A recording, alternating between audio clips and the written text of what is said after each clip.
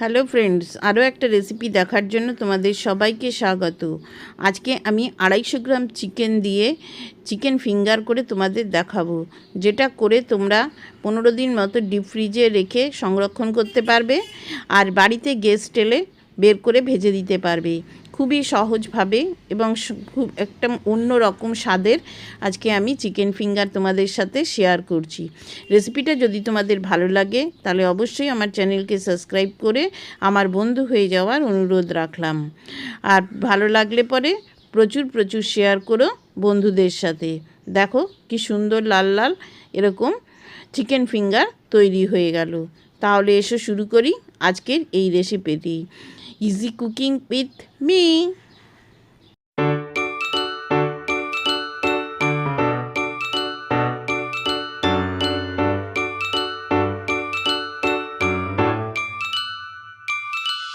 প্রথমে একটা কড়াই বসিয়ে দিয়ে অল্প একটুখানি তেল দিয়ে দিলাম, সাদা তেল, আর 2 চামচ মতো বাটার দিয়ে দিয়েছি। বাটারটা যাতে পুড়ে না যায় সেই জন্য একটু সাদা তেল দিয়ে নেবে।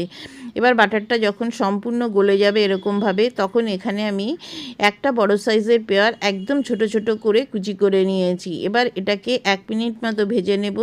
যখন ঠিক এরকম পেঁয়াজটা ট্রান্সপারেন্ট হয়ে যাবে তখন এর ভেতর 2 টেবিল চামচ মতো আমি ময়দা দিয়ে দিলাম। এবার ময়দাটাকেও আমি মিডিয়াম হিটে খুব ভালো করে ভেজে নেব। ময়দাটা ভাজতে ভাজতে দেখবে একটা খুব সুন্দর গন্ধ বেরোতে শুরু করছে, আর এরকম লাল লাল করে আমি ভেজে নিয়েছি। এবার এখানে হাফ কাপ মতো আমি এমনি নর্মাল দুধ দিয়ে দিলাম, আর যেটা দেব সেটা হচ্ছে এখানে 1.5 কাপ মতো চিকেন স্টক দিয়ে এটাকে খুব ভালো করে কিন্তু মিশিয়ে নেবে। লো হিটে এটাকে ভালো করে মিশিয়ে নেওয়ার পর এবার এর ভেতরে প্রথমে দিয়ে দেবে স্বাদ অনুযায়ী লবণ, 1 টিস্পুন গোলমরিচের গুঁড়ো, আর দেবে অল পারপাস সিজনিং। এটা না থাকলে তোমরা যে কোনো একটা সিজনিং ব্যবহার করতে পারো। দিয়ে খুব ভালো করে মিশিয়ে নেবে।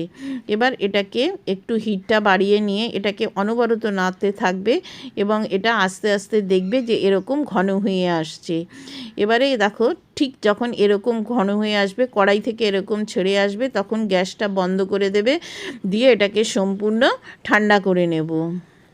দেখো এটা ঠান্ডা হয়ে যাওয়ার পর এটা ঠিক এরকম হবে। এবার এটাকে আমি একটা বাটিতে ঢেলে নিচ্ছি। আর এখানে দেখো আমি 250 গ্রাম চিকেন ব্রেস্টকে এরকমভাবে একটুখানি লবণ আর গোলমরিচের গুঁড়ো দিয়ে সেদ্ধ করে এটাকে এরকমভাবে ছোট ছোট টুকরো করে নিয়েছি। এবারে এর ভেতরে আমি 2টো পাউরুটি, এরকম ফ্রেশ পাউরুটি মিক্সিতে দিয়ে একটু গুঁড়ো করে নিয়েছি, এটা দিয়ে দিলাম। আর দেব ধনেপাতা কুচি, আর একটুখানি গন্ধরাজ লেবুর জেস্ট 1 টিস্পুন মতো দিয়ে এবার এটাকে খুব ভালো করে মিশিয়ে নেবে। আর এই সময় লবণটা একটু চেক করে নেবে। যদি তোমাদের এখানে লবণটা কম মনে হয় তাহলে আরেকটু অ্যাড করে নিও। দেখো ঠিক এরকমভাবে মিশিয়ে নিয়েছি। এবারে কি করবে, এবারে এটা তোমরা হাতে একটু তেল লাগিয়ে নিয়েও করতে পারো, বা আজকে আমি এরকম একটা পাইপিং ব্যাগ নিয়ে নিয়েছি। এই পাইপিং ব্যাগের ভেতরে ভরে আজকের ফিঙ্গারগুলো বানাবো। নিয়ে এটা এর ভেতরে দিয়ে দেব। এরকমভাবে নিয়ে করলে অনেক তাড়াতাড়িও হয় এবং করতেও সুবিধা হয়। দেখো মোটামুটি দিয়ে দিলাম। দিয়ে এবারে এটাকে এরকমভাবে বের করে নেবে। মুখের দিকটা একটুখানি বড় করে কেটে নিচ্ছি। দেখো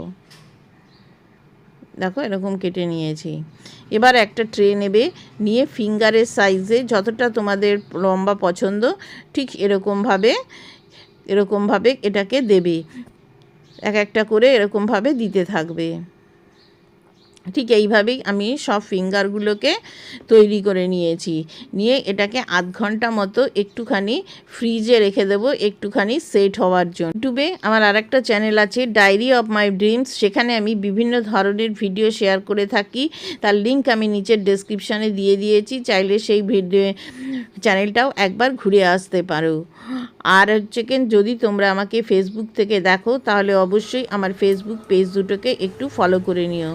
এবার আধ ঘন্টা ফ্রিজে রাখার পর এটাকে আমি বার করে এনেছি। নিয়ে দেখো একটুখানি হাত দিয়ে এরকমভাবে একটুখানি এবারে এরকম চেপে চেপে একটু রোলের মতো করে নিচ্ছি। হাতে অবশ্যই একটু তেল লাগিয়ে নেবে।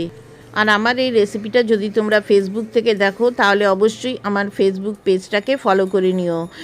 আর আমার ফেসবুকে দুটো পেজ আছে, বাঙালি রান্নাঘর আর ফান কুকিং উইথ বন্যা, লিঙ্ক নিচের ডেসক্রিপশানে দেওয়া আছে। এবারে একটা প্লেটের ভেতর 3 চামচ কর্নফ্লাওয়ার নিয়ে নিলাম, 1 চিমটি লবণ আর একটুখানি গোলমরিচের গুঁড়ো দিয়ে দিচ্ছি। দিয়ে এটাকে খুব ভালো করে মিশিয়ে নিয়ে অল্প অল্প জল দিয়ে একটা পাতলা ব্যাটারের মতো তৈরি করে নেব। দেখো ব্যাটারটায় যেন কোনো লাম্পস না থাকে। দেখো খুব সুন্দরভাবে মিশে গেছে। এবারে একটা করে ফিঙ্গার নিয়ে এই ব্যাটারের মধ্যে এরকমভাবে চুবিয়ে আমি বিস্কুটের গুঁড়োর মধ্যে দিয়ে দিলাম। আজকে আমি এটা কিন্তু প্যানকো ব্রেড ক্রাম দিয়ে কোট করলাম। আর আমি এখানে আজকে ডিম ব্যবহার করিনি, কর্নফ্লাওয়ারের ব্যাটার ব্যবহার করেছি। ডিমটা ব্যবহার করলে দেখবে তেলটা অনেক সময় এরকমভাবে ফেনার মতো হয়ে যায়, কিন্তু আজকে আমি ওই জন্য কর্নফ্লাওয়ার দিয়েই করছি। দেখো ঠিক হাত দিয়ে এরকম চেপে এরকমভাবে রোল করে নিয়ে তোমরা এটাকে কিন্তু এরকম ডবল কোটিং করে নেবে, তাহলে কিন্তু বেশ অনেকক্ষণ পর্যন্ত মুচমুচে থাকবে। এবার এইটাকে আধ ঘন্টা মতো ফ্রিজে রেখে দেবে। দিয়ে একটু যখন শক্ত হয়ে যাবে তখন একটা বক্সের মধ্যে ভরে এটাকে ডিপ ফ্রিজে 15 দিনের মতো সংরক্ষণ করে রাখতে পারবে। দেখো ঠিক এইভাবেই আমি সবগুলো বানিয়ে নিচ্ছি। তোমরা কোথা থেকে আমার ভিডিওগুলো দেখছো তা অবশ্যই কমেন্ট করে জানিও, যাতে আমি তোমাকে থ্যাংক ইউ বলতে পারি। আর তোমাদের একটা লাইক কমেন্ট আমাকে অনেক বেশি অনুপ্রেরণা যোগায় এরকম নতুন নতুন রেসিপি তোমাদের উপহার দেওয়ার জন্য। আশা করি ভিডিওটা দেখার পর তোমরা ছোট্ট করে একটা লাইক করে আমাকে উৎসাহ দেবে। দেখো ঠিক এইভাবেই আমি সবগুলো বানিয়ে নিয়েছি। দেখো সবগুলো বানানো আমার হয়ে গেছে। এবারে এখানে আমি তেল গরম হতে বসিয়ে দিয়েছি। তেলটা যখন ভালো করে গরম হয়ে যাবে তখন এরগুলো দিয়ে 2 থেকে 3 মিনিট মতো এপিট ওপিট করে লাল লাল করে ভেজে তুলে নেবে। ভেতরে এটার কুক করার কোনো কিছু নেই, আগে থেকেই কিন্তু চিকেন এবং সবগুলোই কুক করা আছে। শুধু মিডিয়াম হিটে নেড়ে চেড়ে এটাকে লাল করে অবধি অপেক্ষা করতে হবে। দেখো লাল হয়ে গেছে।